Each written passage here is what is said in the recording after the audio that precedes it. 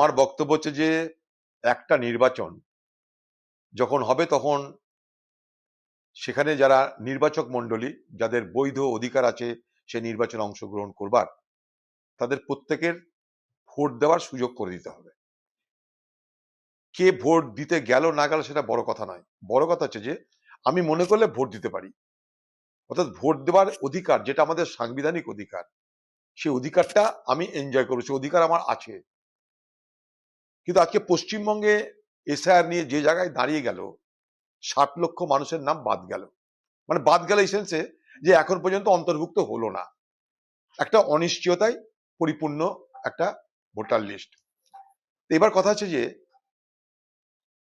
এখন আন্ডার অ্যাডজুডিকেশনের নামে বলা হচ্ছে আন্ডার অ্যাডজুডিকেশন, বিচারকরা তার দেখবে যে সে ভোটার লিস্টে নাম থাকার যোগ্য কি অযোগ্য।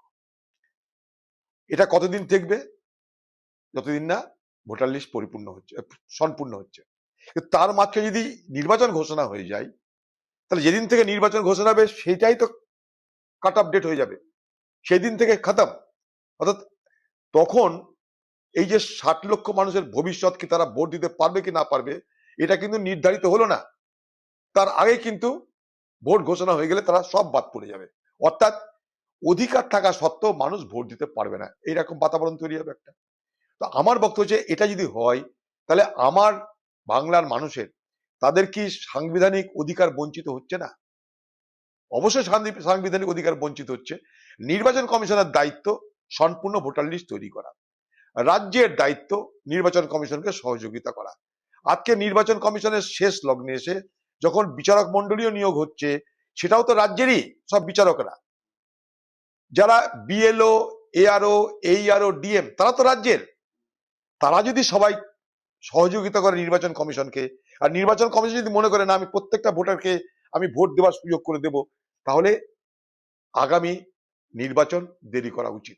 আমার বক্তব্য যতদিন না পর্যন্ত এই ভোটার লিস্টের কাজ সমাপ্ত হচ্ছে, যতদিন পর্যন্ত না ভোটার লিস্টের যারা অন্তর্ভুক্ত হওয়ার জন্য উপযোগী অর্থাৎ যারা এলিজিবল তারা যতদিন পর্যন্ত না তাদের নাম ইনক্লুড হচ্ছে, অন্তর্ভুক্ত হচ্ছে, আমার মনে হয় ততদিন পর্যন্ত এই নির্বাচনের নাম দিন ঘোষণা করা উচিত না।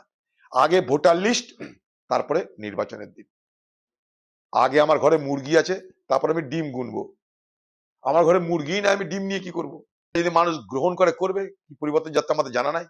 সেই সময় মমতা জানি ঢপের কীর্তন করে মানুষকে বিভ্রান্ত করেছিল, পিছনে সব রাজনৈতিক দল মমতা ব্যানার্জির পিছনে ছিল, কংগ্রেস ছিল, অন্যান্য রাজনৈতিক দল ছিল, নকশালরা পর্যন্ত মমতা ব্যানার্জির পিছনে ছিল। তাই মমতা ব্যানার্জি সেখানটা জিতেছিল, মানুষের ক্ষোভ বিক্ষোভের পুঞ্জীকরণ পুঞ্জীভূত হয়েছিল তার হাত ধরে, ব্যাস ক্ষমতায় জিতেছিল।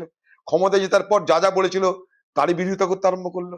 এখন আবার ক্ষমতা আসার জন্য যে পরিবর্তনের কথা আউড়িয়ে আজকে বিজেপি পার্টি দেখছে 2011 সালে যদি পরিবর্তন সাকসেস হয় তাহলে এবারেরও পরিবর্তন স্লোগান সাকসেস হতে পারে। বাংলা মানুষ তার ভাগ্য নির্ধারণ করবে আগামীতে দেখি।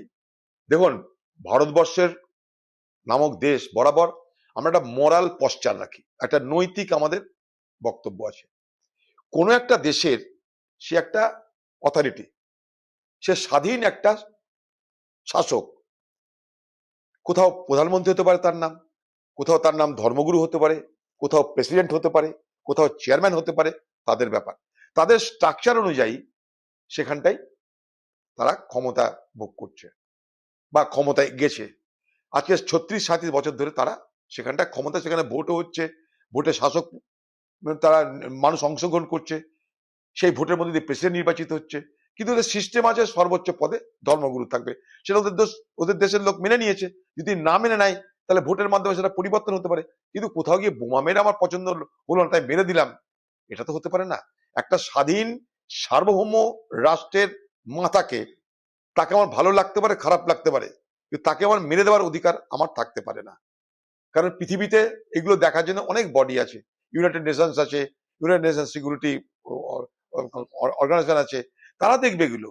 কিন্তু আমি নিজে সুপার কপ হয়ে, এখন ট্রাম্প যেটা করছে যে সে সুপার কপ, পুলিশের উপরে পুলিশ, সে সুপার কপ হয়ে ট্রাম্প যদি মনে করে ভেনেজুয়েলার রাষ্ট্রপতি তাকে তুলে নিয়ে আমেরিকায় চলায়, নাইজেরিয়ায় বোমা ফেলায়, সোমালিয়াতে বোমা ফেলায়, ইরানে বোমা ফেলে ধর্মগুরুকে মেরে দাও, এটা যদি চলতে থাকে তাহলে পৃথিবীতে কেউ তার নিরাপদ থাকবে না, কোন রাষ্ট্রের কোন রাষ্ট্রপ্রধান নিরাপদ থাকবে না।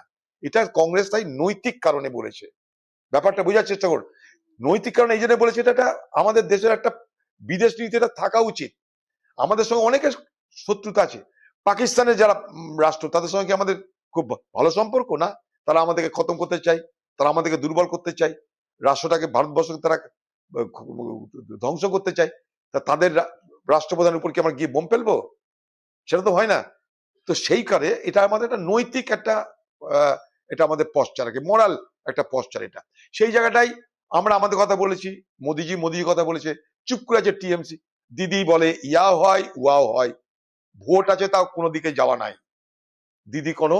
দিদি এখন আবার দিদি বলবে আমি রাজ্যের নেতা, আবার এখান থেকে পার হলেই বলবে আমি দেশের নেতা।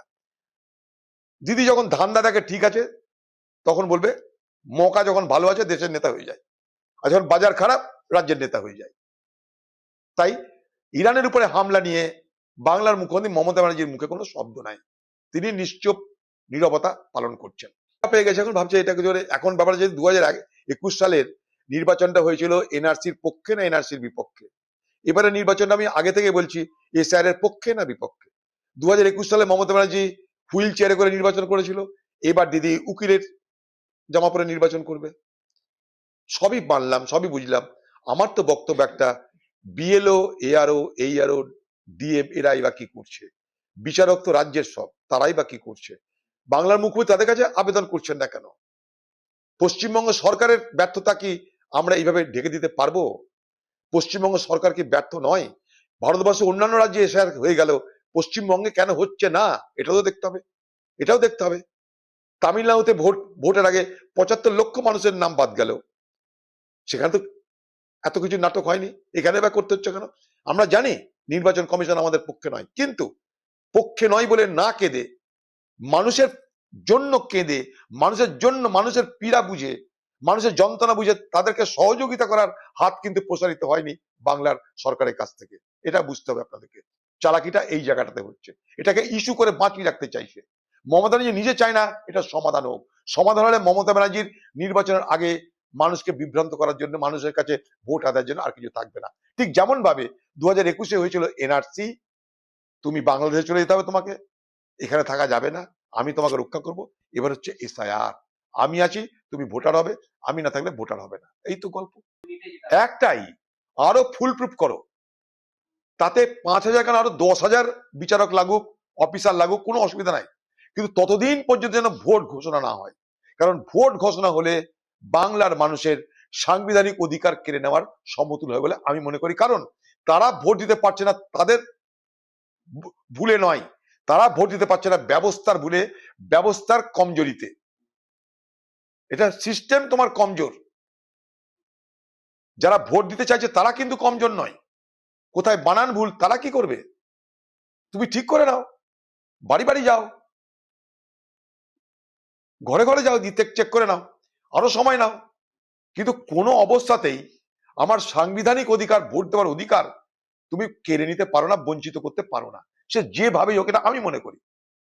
দেখুন, পশ্চিমবঙ্গ নিয়ে যে যাই বলুক, পশ্চিমবঙ্গের মূল সমস্যাটা নিয়ে কেউ কথা বলছে না।